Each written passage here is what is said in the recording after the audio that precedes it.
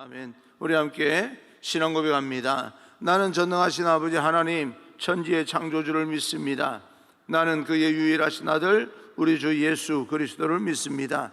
그는 성령으로 잉태되어 동정녀 마리아에게 나시고 본디오 빌라도에게 고난을 받아 십자가에 못 박혀 죽으시고 장사된 지 사흘 만에 죽은 자 가운데서 다시 살아나셨으며 하늘에 오르시어 전능하신 아버지 하나님 우편에 앉아 계시다가 거기로부터 살아있는 자와 죽은 자를 심판으로 오십니다.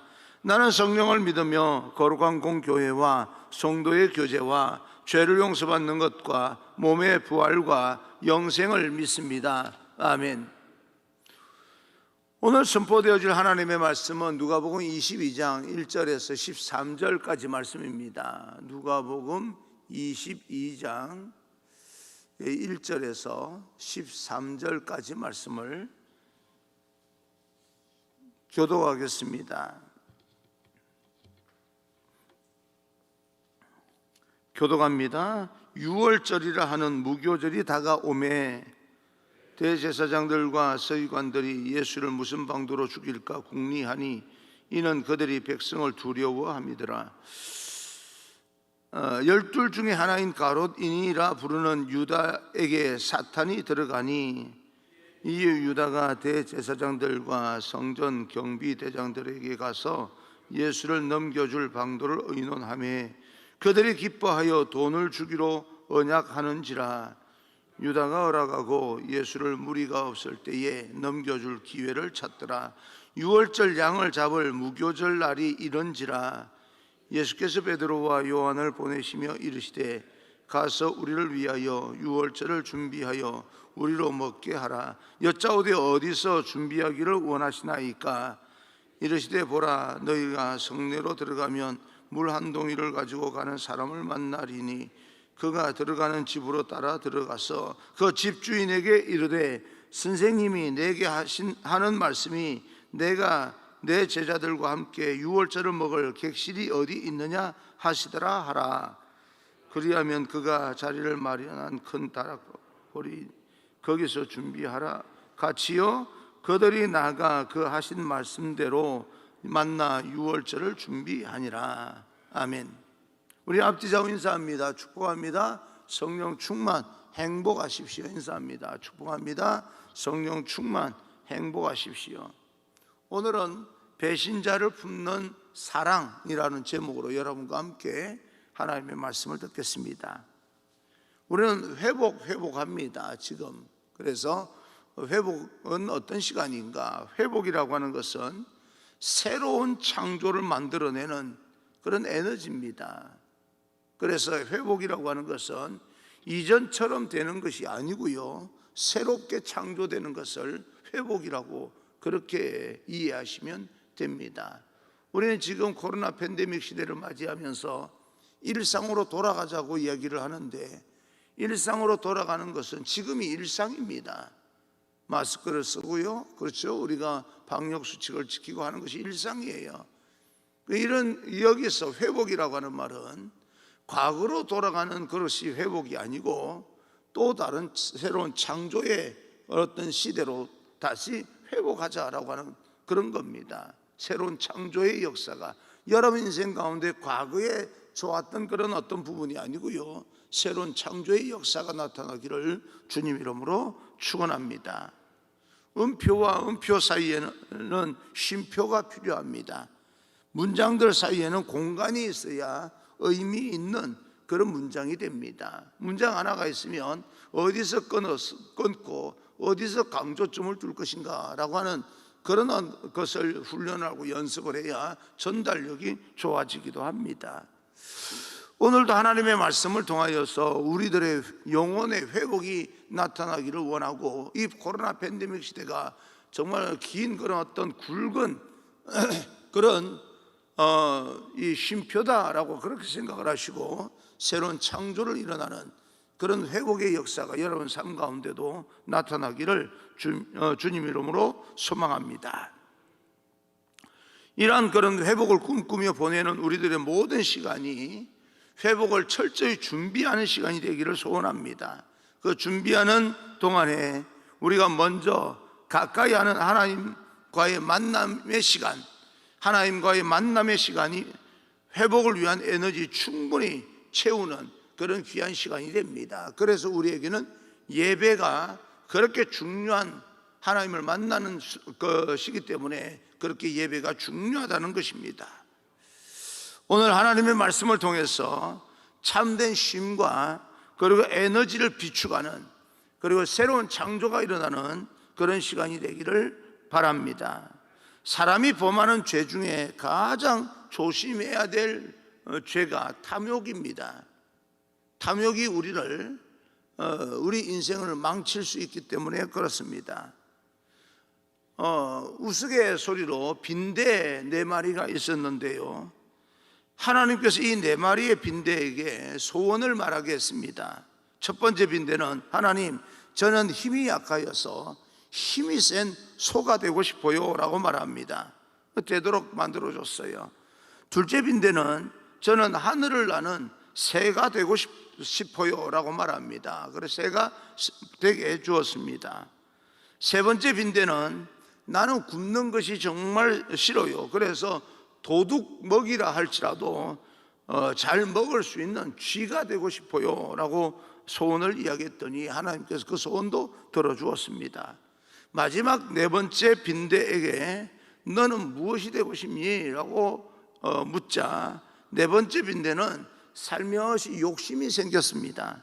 가만히 보니까 첫 번째, 두 번째, 세 번째 빈대가 말하는 대로 되고 있는 거예요. 어차피 원하는 대로 다 받는 것이라면 내가 다 말해야지 라고 생각을 하고 하나님 앞에 소원을 말합니다. 하나님, 나는 소처럼 힘이 세고, 그리고 새처럼 하늘을 날 수 있고, 쥐처럼 굶지 않는 그런 존재가 되고 싶어요 라고 이야기했더니요, 하나님께서 웃으면서 그 소원을 들어주었습니다. 그러면 너는 소세지가 되어라, 그렇게 이야기했대요. 한 가지만 하세요. 여러분, 탐욕은 이렇게 망할 수 있는 겁니다. 세 가지가 다 이루어지는 것처럼 보여도 그것이 이루어지는 게 아닐 수 있고 망할 수가 있는 거예요. 농담이지만, 우스갯소리지만, 우리가 부리는 욕심은 멸망의 길로 안내하는 죄가 됩니다. 성경은 욕심에 대해서 이렇게 말씀하고 있는데요, 야고보서 1장 15절에 욕심이 잉태한 적 죄를 낳고 죄가 장성한 적 사망을 낳느니라. 결국 욕심, 탐욕을 부리다가 죽음과 사망을 경험하게 된다, 그 말입니다. 오늘 본문을 보게 되면 기독교 역사 가운데 악인의 대명사가 되는 가룟 유다가 등장합니다. 그가 악인의 대명사가 된 것은요, 욕심과 탐욕 때문입니다. 욕심과 탐욕 때문에 마음의 문을 열어주고 맙니다. 누구에게요? 사탄에게 말입니다. 여러분, 우리가 신앙생활하면서, 일상생활하면서 절대 하지 말아야 될 것이, 여러분 마음을 사탄에게 빼앗기면 안 됩니다. 3절입니다. 3절, 12 중에 하나인 가롯인이라 부르는 유다에게 사탄이 들어가니, 사탄이 들어갔다는 말은요, 사탄이 의지를 가지고 들어갔다는 말이 아닙니다. 마음을 열어놓고 사탄을 받아들였다, 그 말입니다. 사탄은 우리가 들어오지 못하게 만들면 들어올 수 없는 존재입니다. 우리 안에 하나님의 영이 있기 때문에 사탄은 우리가 허락하지 않으면 절대 들어올 수가 없습니다. 우리가 마음을 허락하면 안 됩니다. 그런데 가룟 유다는 마음을 허락했어요. 사탄이 들어오게 된 겁니다. 유다가 결국은 사탄의 지배하에 놓이게 되었다라고 하는 것을 의미하는데, 언제 한번 여러분에게 함께 설교를 좀 해볼까라고 하는 그런 주제가 있는데요, 이 밭에 알곡과 가라지를 알곡을 곡식을 씨를 뿌렸는데 사탄이 와서 가라지를 뿌려놓고 갔습니다. 어쩌면 이 가룟 유다가 가라지가 아닐까, 사탄이 뿌려놓은 가라지가 아닐까라고 하는 그런 생각을 해봅니다. 어찌됐건 가룟 유다는 구약 스가랴의 선지자의 예언대로 은 30에 스승 예수님을 팔게 됩니다. 그리고 유다는 예수님의 제자로 부르심을 받았지만 하나님의 나라보다는 세상의 욕심을 더 추구하였습니다. 결국은 사단의 도구가 되는 거죠. 오늘날 우리가 조심해야 될 것은 이 욕심, 탐욕의 죄에 빠지게 되면 사탄에게 마음을 열어주게 됩니다. 그리고 사단의 지배를 받게 되는 겁니다.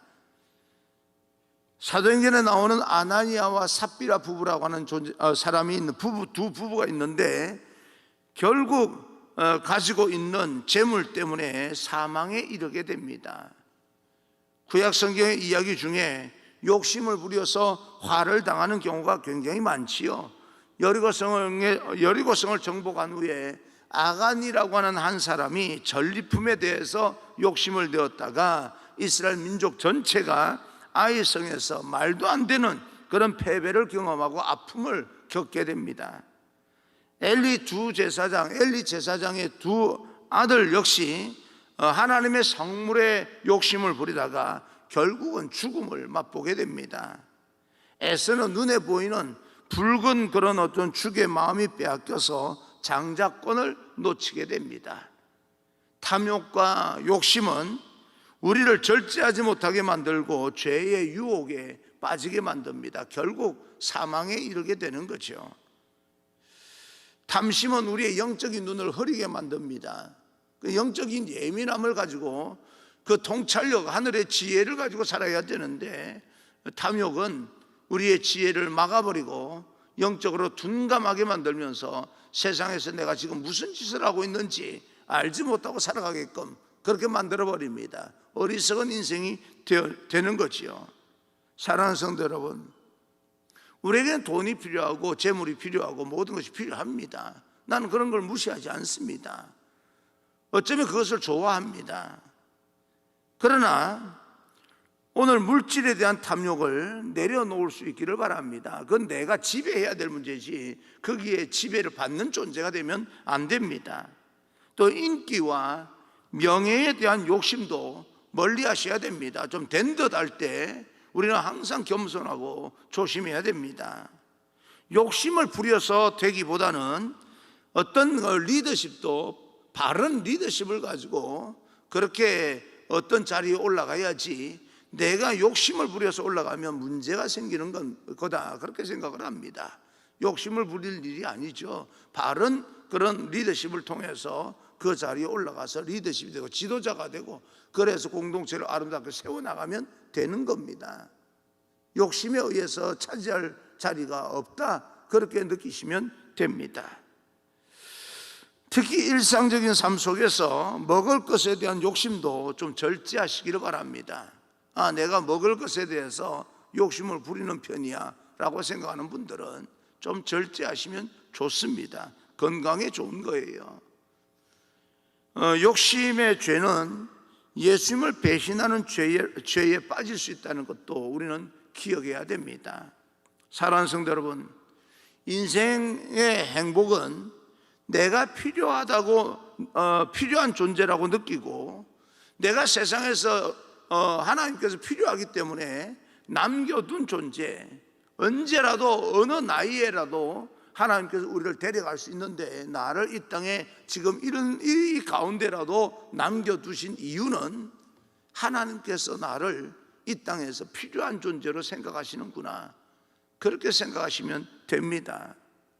그리고 그렇게 하나님 앞에 하나님께서 어떤 목적을 가지고 아름답게 쓰임받는 그런 존재로 만들기 위해서 남겨두셨다라고 생각을 하고 우리는 그런 확신을 가지고 있고 하나님께 또 아름답게 쓰임받는 그런 믿음의 사람, 하나님의 백성이 되기를 주님 이름으로 축원합니다.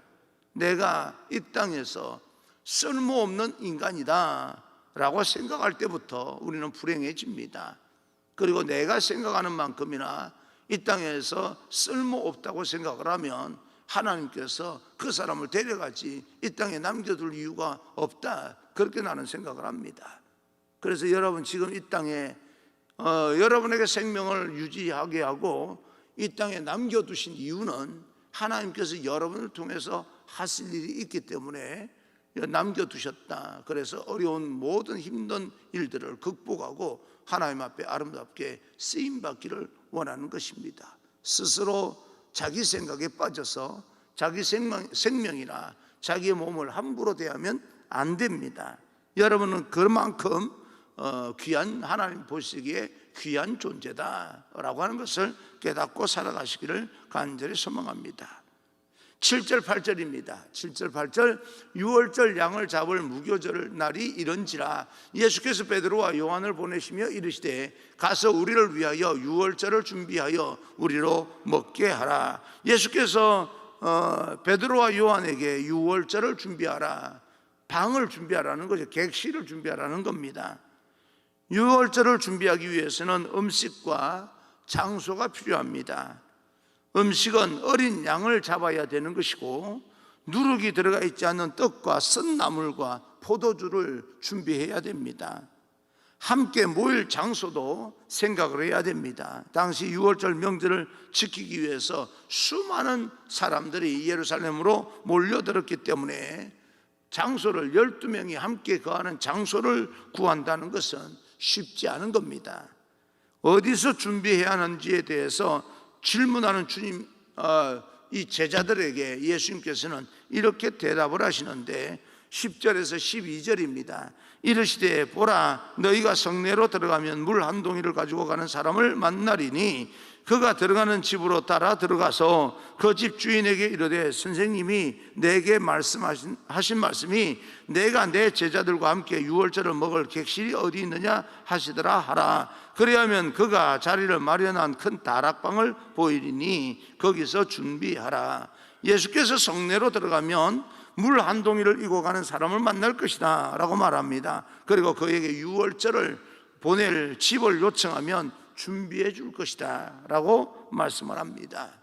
사랑하는 성도 여러분, 이 장면을 생각할 때 또 비슷한 떠오르는 장면이 여러분 있지 않습니까? 예수님께서 예루살렘 성으로 입성하게 될 때 사용했던 나귀 새끼를, 어린 나귀를 구할 때 장면과 아주 흡사합니다. 그 어린 나귀를 왜 데려가냐라고 주인이 말할 때 한 대답 한마디입니다. 주님께서 서시겠다, 주께서 서신다, 그 말만 남기고 그 주인에게 전하면 그 주인이 나귀를 줄 것이다 라고 말합니다. 이제 유월절 식사가 끝나게 되면 예수님은 어린 양이 되어서 십자가로 못 박히게 됩니다.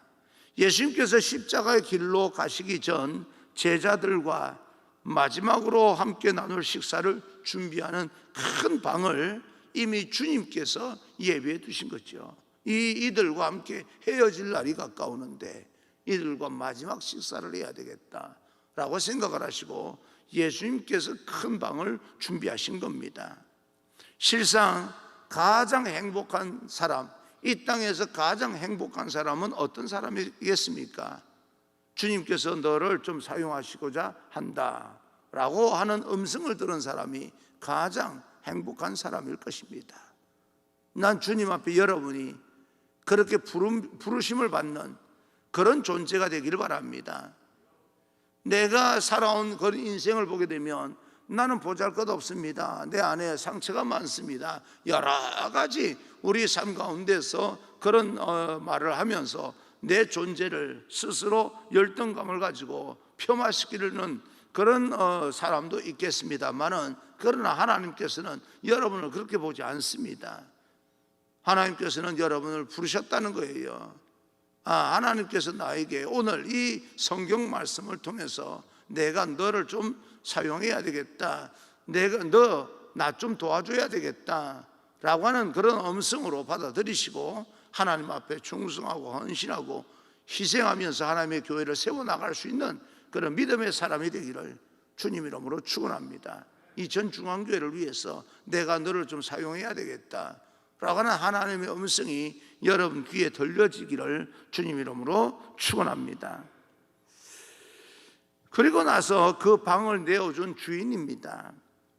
최후의 만찬으로 사용된 마가의 다락방으로 알려져 있는데요, 아마 후에 사도행전에 나오는 오순절 성령의 임하심을 경험하게 되는 마가의 다락방과 동일한 그런 장소일 것입니다.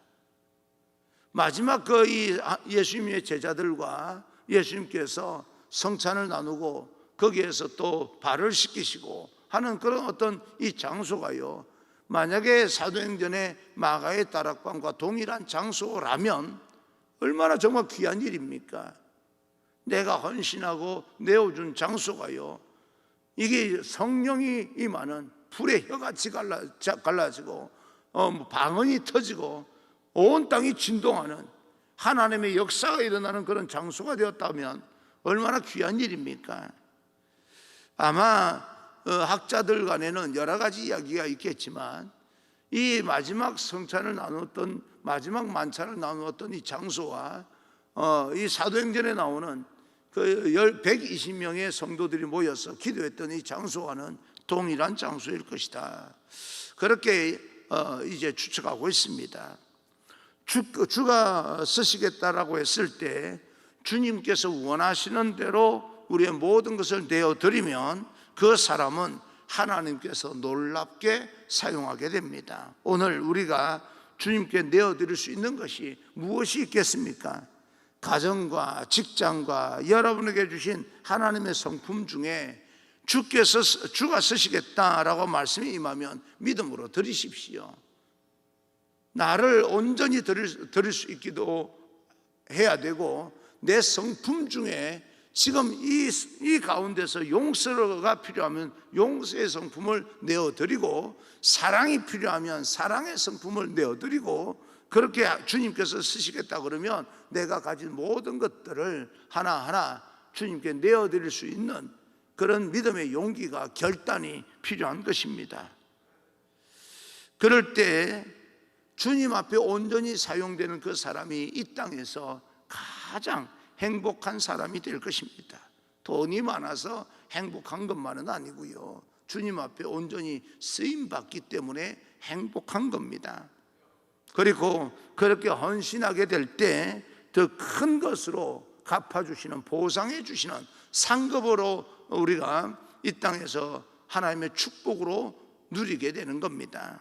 주님이 필요하다라고 말씀하실 때 과감히 내어드림이 있는 그런 결단할 수 있는 귀한 하루가 되시고, 오늘도 주님과 함께 여러분은 나는 귀한 존재다, 하나님 보시기에, 적어도 하나님 보시기에는 나는 귀한 존재야 라고 하는 그런 믿음의 확신을 가지고 세상을 또 적극적으로 도전해 나가시기를 주님 이름으로 축원합니다.